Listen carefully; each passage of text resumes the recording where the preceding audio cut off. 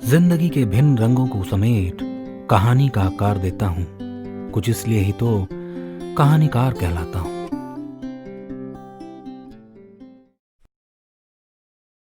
मित्रों, हमारी कहानियां सुनने के लिए हमारा चैनल सब्सक्राइब जरूर करें और याद रहे बेल आइकॉन दबाना ना भूलें।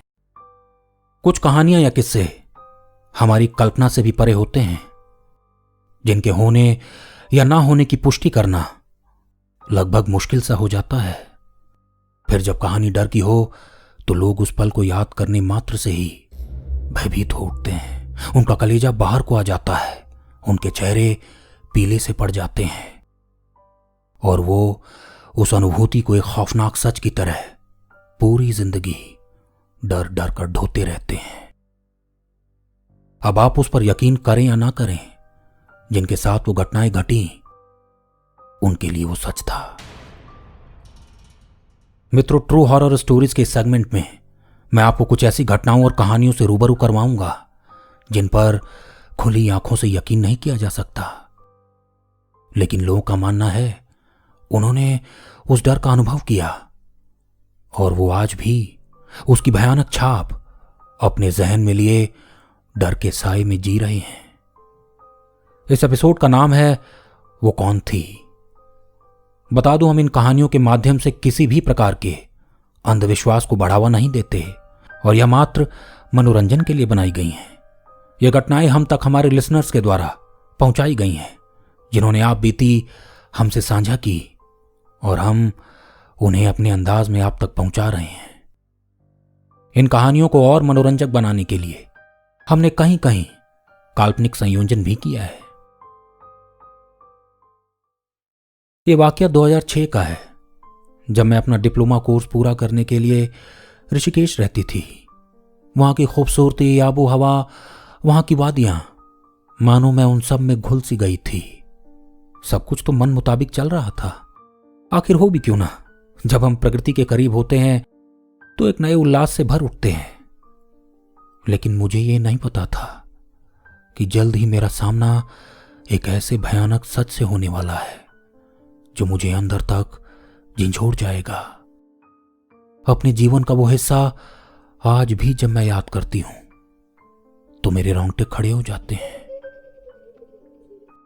मेरी खास फ्रेंड मधु, वो भी मेरे साथ 3 साल का कोर्स पूरा करने में लगी थी। मुझे जब भी मौका मिलता मैं मधु से मिलने उसके घर रायवाला चली जाती थी। रायवाला ऋषिकेश के पास स्थित एक छोटा सा नगर है। मधु के पापा एक गवर्नमेंट टीचर थे और वहीं पोस्टेड थे। जब भी उसके पापा नहीं होते, मधु मुझे नाइट स्टे के लिए वहीं बुला लेती थी। इस बार भी जब उसके पापा बाहर गए तो उसने मुझे स्टे पर बुला लिया। हाँ मोनिका, सुन, पापा आज नहीं है, आज यहीं स्टे पर आ जा, खूब सारी बातें करेंगे। ठीक है, आती हूं। मैंने भी उत्साह में हां कह दिया। कुछ पल बाद ही मैं उसके घर पहुंच गई। उसका घर एक बड़े से प्लॉट के बीच में बना था, जिसके चारों ओर बड़े बड़े पेड़ थे। मुझे आज भी याद है, वो इलाका हमेशा खाली खाली सा दिखता था। शायद उसका घर एक सुनसान जगह पर था, इसलिए वो मुझे सूना सा दिखता था। प्लॉट चारों ओर से एक ऊंची दीवार से घिरा था और उसके ठीक बीचों बीच 2 कमरों का सेट बना था। एक कमरे के सेट में मधु और उसके पापा रहते थे और दूसरे सेट में कोई ओल्ड एज कपल रहता था। देर रात डिनर करने के बाद हम दोनों ने पूरे प्लॉट का चक्कर भी लगाया और फिर बातें करते करते अपने अपने बेड पर सो गए। मधु साथ ही लगी पलंग पर सोई थी। मैं शायद बहुत गहरी नींद में जा चुकी थी कि अचानक एक भयानक दस्तक ने मेरी आंखें खोल दी। मानो किसी ने उस कमरे के दरवाजे को धक्का मारकर खोल दिया। मैं कुछ पल के लिए सहम सी गई। रात के लगभग 2 बज रहे होंगे। मैंने ये सोच राहत की सांस ली कि शायद मधु बाहर गई होगी वॉशरूम का इस्तेमाल करने के लिए। वहां वॉशरूम कमरे के बाहर बना था।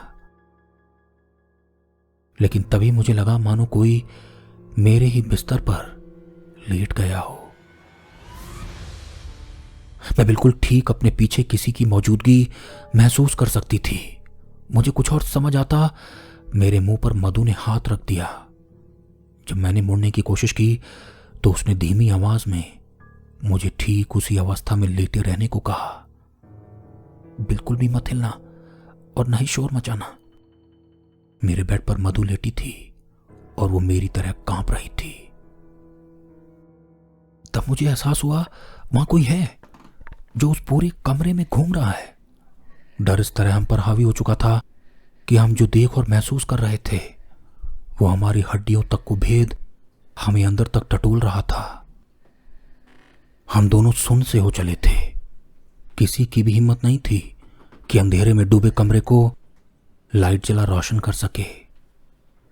मेरे कानों में चूड़ियों की खनक और पायल की आवाज साफ आ रही थी, मानो कोई नई नवेली दुल्हन हो जो वहां सज धज कर घूम रही हो। उसके गहने चलते वक्त खनक रहे थे और दुल्हन वाली भारी साड़ी अपनी ही आवाज बिखेर रही थी। मैंने अपने पूरे जीवन काल में इतना भयावह मंजर नहीं देखा था। वो अपनी आवाज में कुछ बुदबुदा रही थी।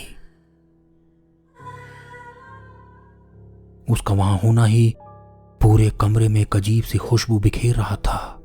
वो महक बहुत अजीब थी।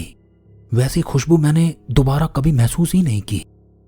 उसका यूं हमारे आसपास चलना और हमारा यूं शरीर अकड़े पड़े रहना सुबह 4 बजे तक चलता रहा कि तभी घड़ी का अलार्म बजा।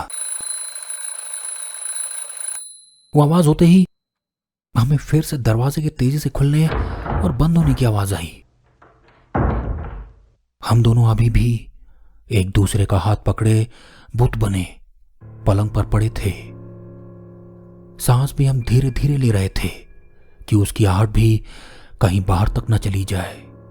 दोनों की रूह कांप उठी थी। हम दोनों ही पसीने से तरबदर थे।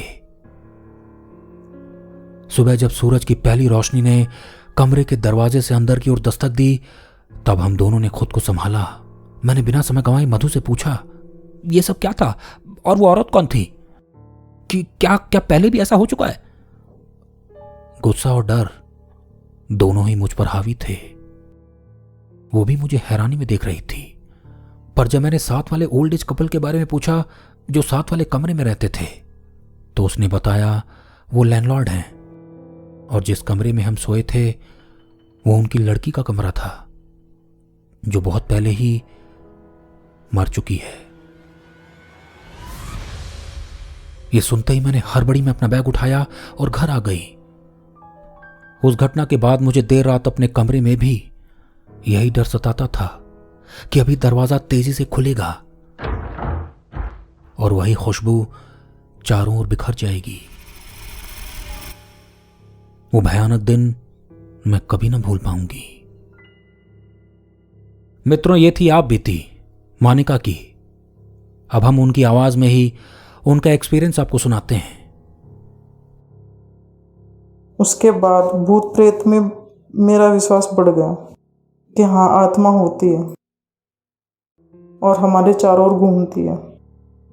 मैं तब से आत्मा और ईश्वर दोनों में विश्वास रखती हूँ। मेरा मानना कि हाँ, दोनों हैं। मित्रों, इसी के साथ मैं अपनी कहानी और वाणी दोनों को विराम देता हूं। मित्रों, यदि यह कहानी आपको पसंद आई तो इसे लाइक और शेयर जरूर करें और हाँ, हमारे चैनल को सब्सक्राइब करना और बेल आइकन दबाना ना भूलें। आप हमें फेसबुक पर भी सुधांशु राय ऑफिशियल से फॉलो कर सकते हैं और कहानीकार सुधांशु राय से जुड़े रह सकते हैं।